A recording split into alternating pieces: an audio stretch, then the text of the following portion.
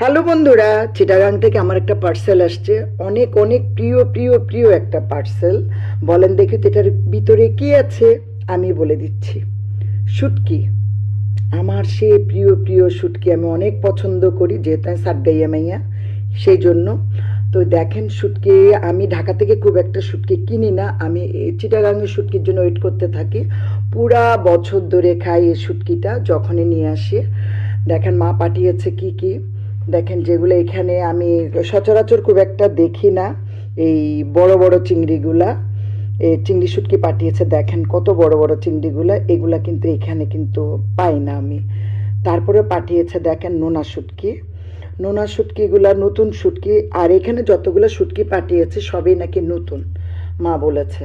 তো এই শুটকি দেখেন আমি লাউ পাতা দিয়ে খাবো, এটাকে পিস পিস করে কেটে সেই মজা করে লাউ পাতা দিয়ে ভেজে খাবো।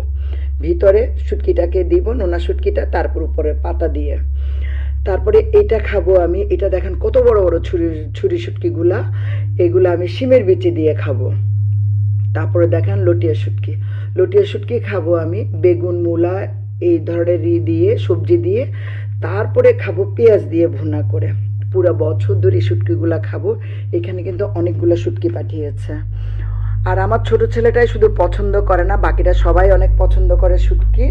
আর আমার থেকে শুটকির গন্ধে রাতে এত আরাম করে ঘুম হবে এবার, মানে গন্ধ শুনতে শুনতে আমি ঘুমিয়ে যাব। ধন্যবাদ।